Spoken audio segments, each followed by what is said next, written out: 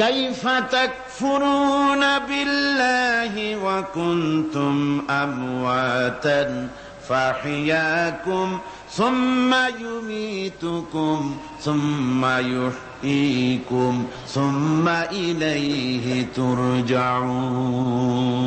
হে মানুষ, তোমরা কিভাবে কুফরি করো, অস্বীকার করো, আল্লাহর সাথে নাফরমানি করো? কিভাবে করো? যে আল্লাহ তুমি ছিলে মৃত্যু, তোমাকে আল্লাহ পাক জিন্দা করেছেন, এই জিন্দা থেকে আবার মৃত্যু করবেন, আবার মৃত্যু থেকে তোমাদেরকে জিন্দা করবেন, আবার সেই আল্লাহর কাছে তোমাদেরকে ফিরে আসতে হবে। সুতরাং মানুষ জন্মের পূর্বে সব মৃত্যু ছিল, একথা তো আজ বিজ্ঞানসম্মত কথা, বৈজ্ঞানিক সত্য কথা। মানুষ জন্মের আগে মৃত্যু ছিল। কিভাবে? মানুষের উৎপত্তি কোত্থেকে এলো? কোরআনে কারীম তা পরিষ্কার করে বলছে। তোমাকে কিভাবে সৃষ্টি করেছে তুমি দেখো। সন্তান মায়ের জরায়ুতে আসার পূর্বে সে ছিল পিতার শুক্রকীট আর মায়ের ডিম্বাণু, অর্থাৎ স্পার্মটোজন এবং ওভাম, এই দুটি জিনিসের মধ্যে সে বিভক্ত ছিল। মায়ের বক্ষপিঞ্জর এবং পিতার পৃষ্ঠদেশ থেকে সবেগে নির্গত এক ফোঁটা পানি দিয়ে আমি আল্লাহ পাক তোমাকে সৃষ্টি করেছি।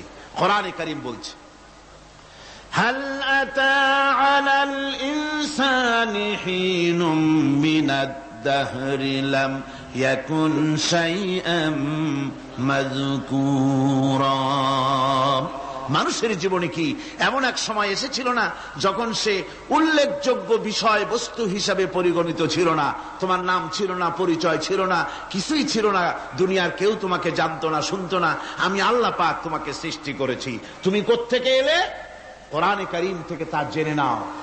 আল্লাহ রাব্বুল আলামিন বলেন, ইন্না খালাকনাকুম মিন তুরাবিন সুম্মা মিন নুতফাতিন সুম্মা মিন আলাকাতিন সুম্মা মিন মুদগা।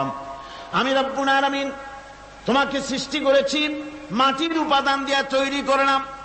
মা বাপের পুরুষের স্পার্মটোজন আর মহিলাদের ওভাম দুটোতে মিলে মায়ের গর্ভের ভিতরে নাপাক পানি ফোঁটাকে জমাট রক্তে পরিণত করে দিলাম।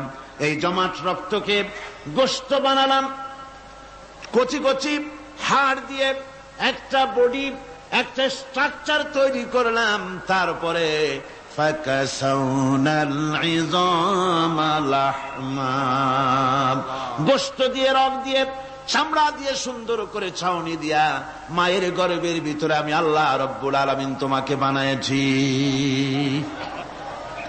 মায়ের পেটের ভিতরে ফি কারারিম মাকিন, একটি সুরক্ষিত জায়গায় তোমাকে আমি রেখে দিলাম, যেখানে কোনো রোগ, কোনো জার্ম যেখানে পৌঁছতে পারবে না, কোনো অসুবিধা হবে না।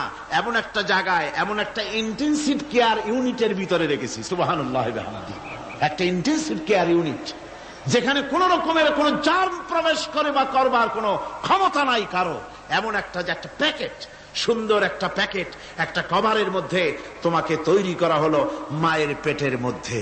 তারপরে আজকে তুমি কুফরি করতেছো, আজকে আমাকে অস্বীকার করছো।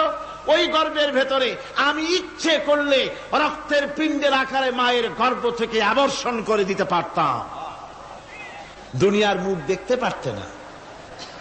মায়ের পেটের ভেতর থেকে মরা সন্তান হিসাবে বের করে দিতে পারতাম, বিকলাঙ্গ করে বের করে দিতে পারতাম, পঙ্গু করে বের করতে পারতাম। পারতেন না? আল্লাহ রাব্বুল আলামিন বলেন, কেমনে বানালাম? খালাকাল ইনসান, মানুষ আমি সৃষ্টি করেছি মায়ের পেটের ভিতরে বসে। যখন ক্ষুধার উদ্রেক হলো, রুহু যখন এসে গেল, ক্ষুধা লাগলো, খাবারের প্রয়োজন হলো, আমি কেমনে খাওয়ালাম? দুনিয়ার কোন মা বাপ, কোন নেতা, কোন ডাক্তার, কোন চিকিৎসা বিজ্ঞানী মায়ের পেটের সন্তানের খাবার সরবরাহ করতে পারে না। আল্লাহ পাক বলেন, তুমি কি খাবে? ব্যবস্থা আমি করেছি। মায়ের মাসিক অসুখকে বন্ধ করে দিয়ে মায়ের নাভির সঙ্গে তোমার নাভির সাথে তার লাগাইয়া দিয়েছি, আর ওই তারের মাধ্যমে রক্ত বের করে দিয়া মায়ের রক্ত দিয়ে তিল তিল করে তোমারে বড় করেছি। রক্তটা মুখে লাগাই নাই, মুখে লাগলে পরে নাপাক রক্ত, মুখটা নাপাক হয়ে যাবে। নাভির ভিতর দিয়ে পাস করে